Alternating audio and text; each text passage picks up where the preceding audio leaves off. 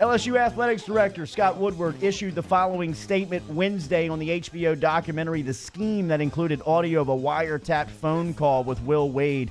Woodward said, "We are aware of the documentary that first aired on March 31st, 2020 on HBO. There's no change to Coach Will Wade's employment status at LSU, and we will continue to cooperate with all reviews into this matter." Here's more from The Scheme. Dan Wetzel, who was a part of it, jumped on with Moscona yesterday afternoon on AFR talking about Will Wade, LSU, and The Scheme. Not really. There's 50 Christian Dawkins operating right now. Christian just got caught up on a wiretap because he knew this guy Marty Blazer turned him in, and they got the wiretap. But there's 50 guys like Christian Dawkins. You have to know those people if you're a college basketball coach. So Christian didn't control all the players in America. He barely controlled the good ones. I mean, he only had a couple guys, and they were not the top 20 players in the country. Brian Bowen Jr. is like the 30th ranked recruit out of Saginaw. So there's been hundreds of Christian Dawkins through the years, and there'll continue to be Christian Dawkins as long as you have a system that, you know, these kids have value. These young players have value, and it's naive to pretend they don't.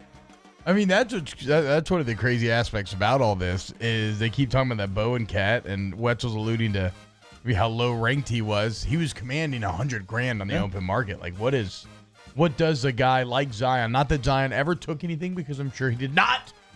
But what does a guy like Zion command on the open market? I mean, are we really getting into like 300-400 large? I don't know. I have nothing to base that off. I'm just saying scaling it from Bowen to the actual number one guy in the country. Pat Condolis, the director of The Scheme, jumped on Aaron Torres' podcast and was talking about the Will Wade and Sean Miller tapes and that they may not be that big of a story. Okay.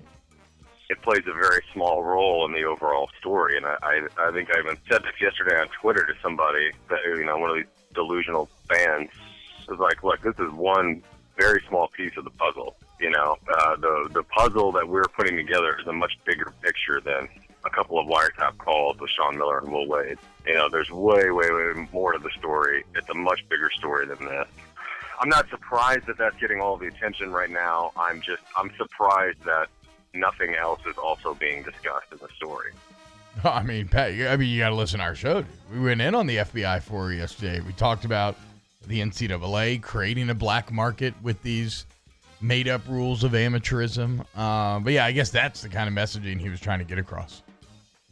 One more from Dan Weltz talking about LSU's commitment to Will Wade. I predicted as much. I think LSU at this point is sort of almost pot committed to Will Wade once they kept him last year. At this point, I think they're just like, we don't care, and we're in with this guy at this point. What are we going to do now? And so it gets played on HBO. I think LSU's just fully all in with Will Wade. They committed to him, and the NCAA may bury him because of that. I got no idea. I don't care. But I don't know how you dump them at this point. And so I think they're just in. So I expected LSU to do nothing on this, and I don't think they'll do anything going forward. What does the NCAA have?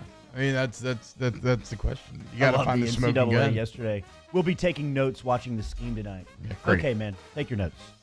The NFL, with the Feckless. NFL facilities closed during the coronavirus pandemic, the New Orleans Saints have set up the makeshift draft headquarters in the Dixie Brewing Company facility in New Orleans East, which is owned by team owner, the Queen, Gayle Benson. Sean Payton was speaking on a conference call talking about draft day meetings and where they'll originate from.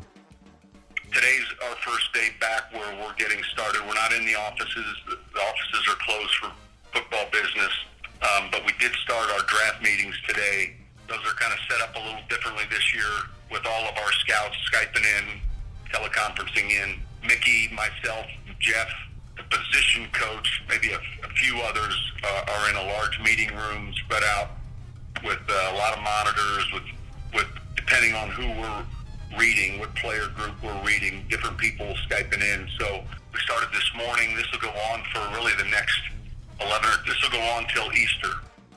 I like how somebody tried to write a story about the Saints are going to a public bar for their draft room, ignoring all safety protocol and everything else. Like, nobody else is going to be there.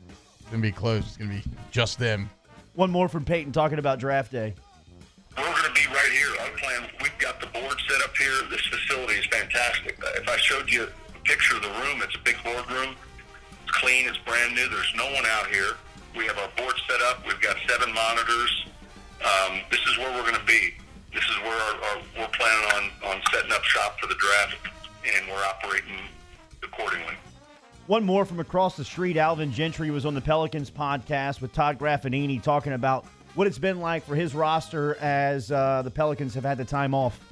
It's been difficult for the guys because they're so regimented this time of the year. For them to now, kind of be on their own, and we can't do anything with them from an organizational standpoint, but we do try to communicate with them a lot. And I know that our trainers and and our strength and conditioning guy, they're in touch with them a lot just to kind of monitor what's going on with them. One more from Mark Cuban on Get Up yesterday talking about when the NBA will resume. I have no idea. I mean, the only thing I know is that we're going to put safety first, and we're not going to take any chances. We're not going to do anything that risks the health or safety of our players, our fans, our staff, the whole organization. So right now, I really don't have anything new to say. Those are your headlines. What's trending here on OTB on this Thursday, April 2nd.